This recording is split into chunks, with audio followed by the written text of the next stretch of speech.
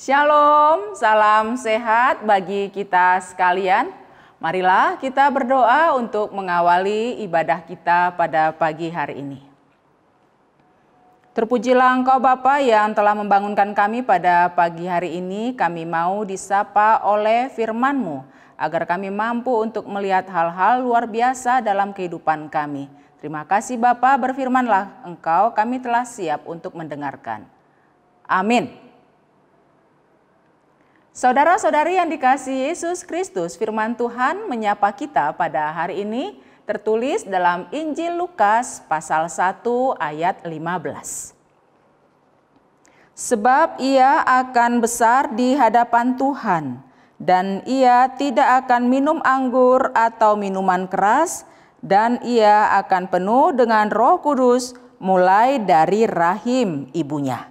Demikian pembacaan firman. Saudara-saudariku sekalian, kalimat dalam nats ini adalah nubuat Allah tentang kelahiran Yohanes Pembaptis yang disampaikan kepada Theophilus.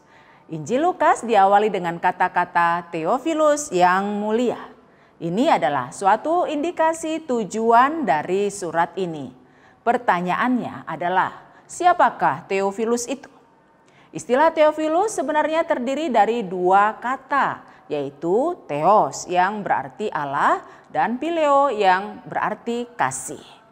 Jenis katanya adalah maskulin singular, sehingga istilah Theophilus ini bisa kita artikan sebagai orang yang mengasihi Allah, atau ada pula yang menerjemahkannya sebagai sahabat Allah. Beberapa pendapat lain yang beragam mengatakan bahwa ia merupakan seorang Yahudi yang tinggal di daerah Alexandria.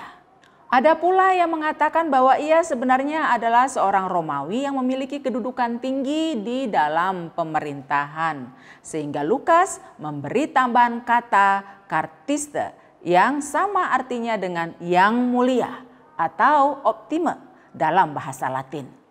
Tetapi ada pula yang menganggap bahwa Theophilus ini sebenarnya adalah seorang ahli hukum atau lawyer yang mendampingi Paulus selama masa-masa pengadilan yang dihadapi oleh Paulus di kota Roma.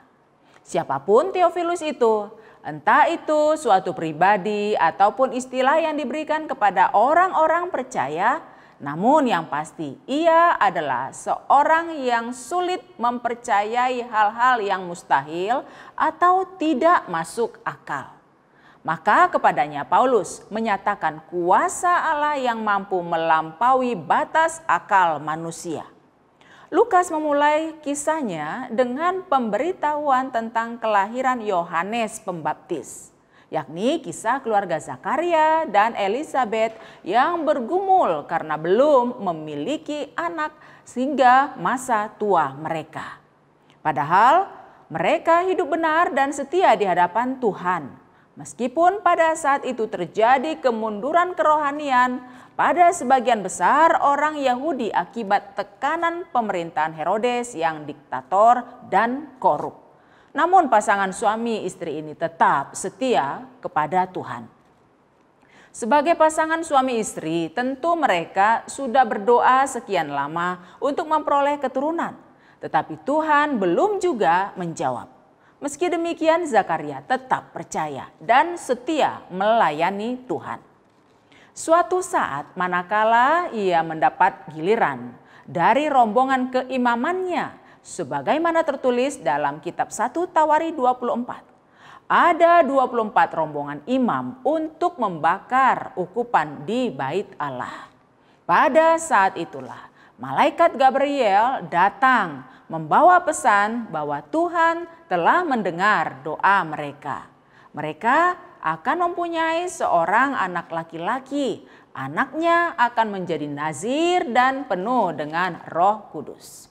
Ia akan menjadi perintis jalan Tuhan dalam membawa umat Israel kembali kepada Tuhan dan membuat keluarga dipulihkan. Namun berita indah ini justru membuat Zakaria bimbang karena fakta bahwa ia dan istrinya sudah tua. Mana mungkin lagi mereka memperoleh anak. Maka Zakaria pun harus membayar harga untuk ketidakpercayaannya pada perkataan malaikat. Ia tidak percaya bahwa tidak ada yang mustahil bagi Tuhan. Ia lupa akan apa yang Tuhan pernah lakukan terhadap Abraham dan Sarah pada masa tua mereka. Akibatnya ia menjadi bisu. Namun ketidakpercayaan Zakaria tidak membuat Allah menarik perkataannya. Beberapa waktu kemudian Elisabet pun mengandung. Jemaat yang dikasihi Yesus Kristus, sebagaimana disebutkan tadi di awal bahwa banyak orang tidak hanya di zaman dahulu, bahkan di zaman sekarang juga yang sulit percaya sesuatu yang di luar akal manusia. Tidak hanya Theophilus yang mengandalkan pikirannya, meragukan jawaban Tuhan terhadap doa-doa, mungkin kita alami juga tatkala mengalami masalah yang tak teratasi dalam jangka waktu lama. Walau demikian, jangan bimbang. Tetaplah berharap karena tidak ada masalah yang terlalu besar bagi Tuhan.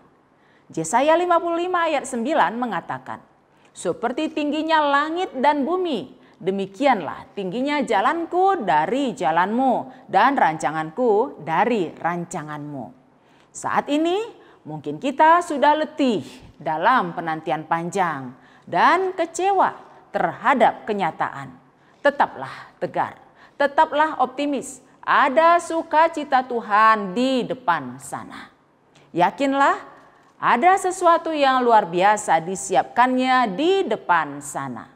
Asal kita tetap percaya, Dia telah mengatur hidup kita. Percayalah, tidak ada yang mustahil bagi Allah. Amin. Kita berdoa. Terpujilah Engkau Bapa yang berkuasa atas segalanya. Bagimu tidak ada yang mustahil. Meskipun begitu berat dan begitu panjang penantian kami, namun di hadapan-Mu itu sangat mudah sekali. Engkaulah yang kami andalkan dalam segala situasi yang kami hadapi pada saat ini, terlebih dalam situasi yang berat yang sedang harus kami hadapi dalam hari-hari kami belakangan hari ini. Namun ke depan kami yakin dan percaya apabila kami tetap setia kepadamu, hal-hal yang mustahil, yang ajaib telah Kau siapkan dalam perjalanan hidup kami. Bantu kami untuk percaya dan tetap setia kepadamu ya Tuhan.